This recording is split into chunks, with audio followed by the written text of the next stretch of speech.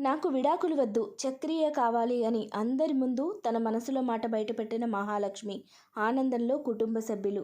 అసలు పొదరిలో serial upcoming ఎపిసోడ్స్లో ఏం జరగబోతుందో టీవీలో కన్నా ముందుగా తెలుసుకోవాలి అనుకుంటే వెంటనే ఛానల్ని సబ్స్క్రైబ్ చేసి పక్కనే ఉన్న బెల్ ఐకాన్పై ట్యాప్ చేయండి. అప్పుడే మేము పెట్టే ప్రతి వీడియో కూడా నోటిఫికేషన్ రూపంలో మీ వరకు వస్తుంది. ఎలాగైనా మహాలక్ష్మికి తన మనసులో ఎంత ప్రేమ ఉందో అర్థం అవ్వాలని చక్రి లాయర్తో కలిసి ఒక ప్లాన్ వేస్తాడు. విడాకులు తీసుకోవడానికన్నా ముందే మేమిద్దరం కలిసిపోవాలి, అప్పుడే మహాలక్ష్మి ఈ విడాకులకు ఒప్పుకోదు అని చక్రి అనుకుంటాడు. దీనికోసం కుటుంబ సభ్యులు అందరూ కూడా తనకి సహాయం చేయడానికి ఒప్పుకుంటారు. అయితే గతసారిలాగా మహాలక్ష్మి బాధపడకుండా ఏం చేసినా సరే మేము సపోర్ట్ చేస్తాము, కానీ నువ్వు పోయినసారిలాగా తప్పుడు పని చేస్తే మాత్రం అస్సలు ఒప్పుకోము అని తేల్చేస్తారు. అయితే మహాలక్ష్మికి ఇదంతా కూడా తెలియదు. తన మనసులో మాత్రం పదే పదే యూట్యూబ్ వాళ్ళు చక్రి తను కలిసి వస్తుండగా దారిలో చేసిన ఇంటర్వ్యూ గురించి ఆలోచన వస్తూ ఉంటుంది. చక్రికి తన గురించి అన్ని విషయాలు తెలుసు. నేను చెప్పకుండానే నా గురించి అన్నీ తెలుసుకున్నాడు. నన్ను ఎంతగా ప్రేమిస్తే నా గురించి ఇలా ఆలోచిస్తూ ఉంటాడు. నేను చక్రిని తప్పుగా అర్థం చేసుకున్నానా? ఎప్పటికైనా సరే నేను ఎవరో ఒకరిని పెళ్లి చేసుకోవాల్సిందే కదా, అది చక్రి ఎందుకు కాకూడదు?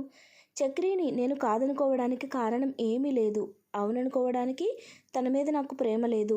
నిజంగానే చక్రిని నేను ఇష్టపడట్లేదా అని పదే పదే మహాలక్ష్మి ఆలోచిస్తూ ఉంటుంది.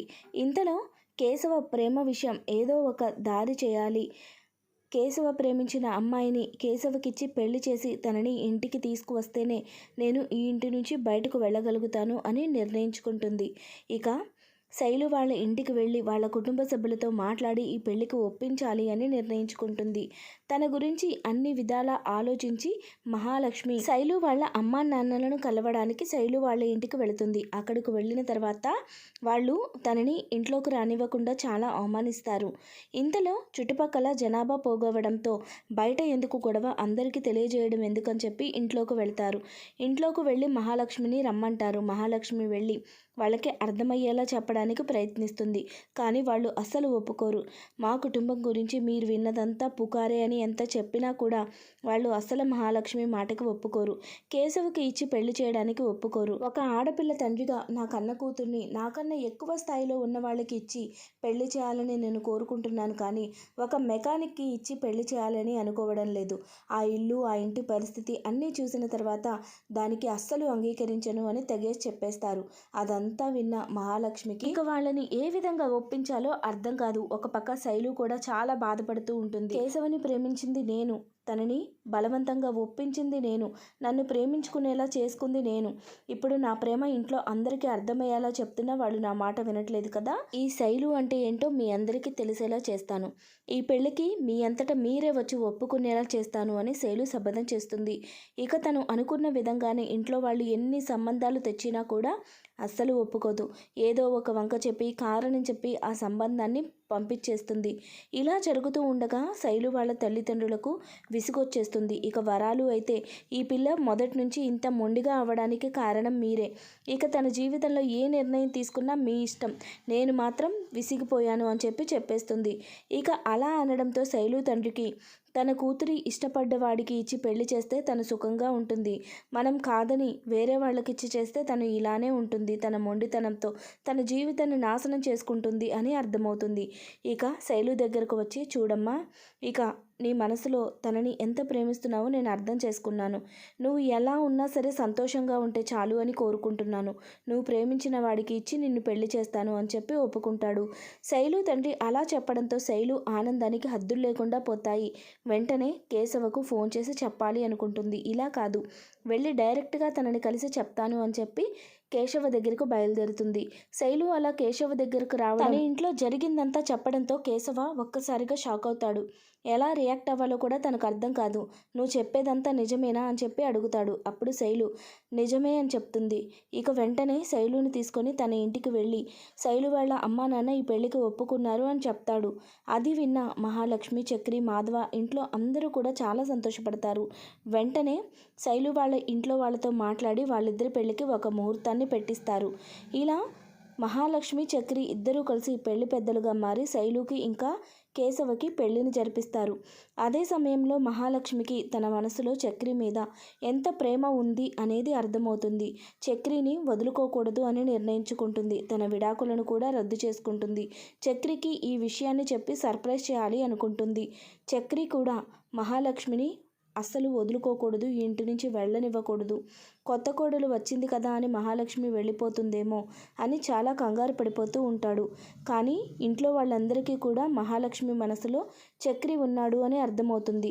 వాళ్ళిద్దరికీ కొంచెం లీడ్ ఇస్తే దగ్గరవుతారు అని, ఇద్దరూ కలిసి ఆ ఇంట్లో భార్యాభర్తలుగా కలిసి ఉంటారు అని వాళ్ళు ఆశపడుతూ ఉంటారు. దానికోసం మాధవ కన్నా ఇద్దరూ కలిసి చక్రికి మహాలక్ష్మికి తెలియకుండా చక్రికి యాక్సిడెంట్ అయినట్టుగా మహాలక్ష్మికి ఫోన్ చేసి చెప్తారు.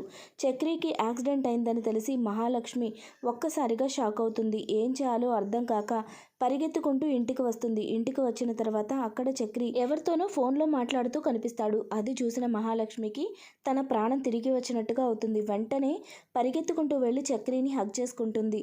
మీకు ఏమైపోయిందో అని కంగారు పడ్డాను అని చెప్తుంది. అదంతా చూస్తున్న చక్రికి అదంతా కలలాగా ఉంటుంది.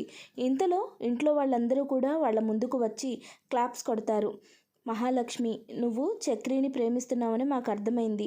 మీ ఇద్దరిని దగ్గర చేయాలని మీకు ఫోన్ చేసి ఇలా అబద్ధం చెప్పాను అని చెప్పి వాళ్ళు ఒప్పుకుంటారు. దాంతో మహాలక్ష్మి కూడా నేను ఇంకా ఈ ఇంటిని వదిలి వెళ్ళను, చక్రికి భార్యగా ఇక్కడే ఉంటాను. నాకు చక్రి అంటే చాలా ఇష్టం.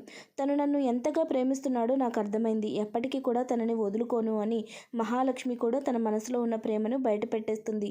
ఏంట్రా అలా చూస్తున్నావు? మహాలక్ష్మి చెప్పిందంతా నిజమే అని మాధవ చక్రిని కదుపుతాడు. చక్రి అయితే నిజమా, నన్ను ఒకటి పీకు అంటాడు. అదంతా చూసిన మాధవ గట్టిగా చక్రి చెంపకేసి ఒకటి పీకుతాడు. ఆ దెబ్బతో చక్రి అయితే ఇదంతా నిజమే, మహాలక్ష్మి నన్ను ప్రేమిస్తుంది, నా ప్రేమని ఒప్పుకుంది, నన్ను భర్తగా అంగీకరించింది అని చెప్పి పెద్దగా అరుస్తాడు.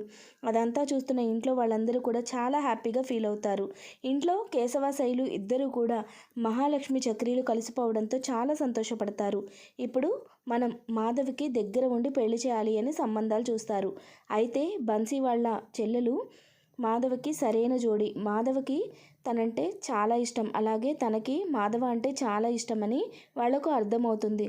వెంటనే బన్సీతో మాట్లాడి ఆ అమ్మాయిని ఇచ్చి మాధవ్కి పెళ్లి చేస్తారు. ఈ విధంగా చక్రి మహాలక్ష్మి ఇద్దరూ కూడా తన కుటుంబం సంతోషం కోసం అన్ని విధాలా ప్రయత్నిస్తూ ఉంటారు. అందరూ కలిసి సంతోషంగా ఉంటారు. పొదరిల్లు సీరియల్ అప్కమింగ్ ఎపిసోడ్స్లో అయితే ఇలాగే జరగబోతుందండి. చక్రి మహాలక్ష్మి ఇద్దరూ కలిసి వాళ్ళ కుటుంబం కోసం అన్ని విధాల సపోర్ట్ని ఇస్తూ అందరూ హ్యాపీగా ఉండేలా చూసుకుంటూ ఉంటారు. మాధవ్ అయితే ఇన్నాళ్ళు తను పడ్డ కష్టానికి ప్రతిఫలం దక్కింది అని భగవంతుడికి దండం పెట్టుకుంటాడు.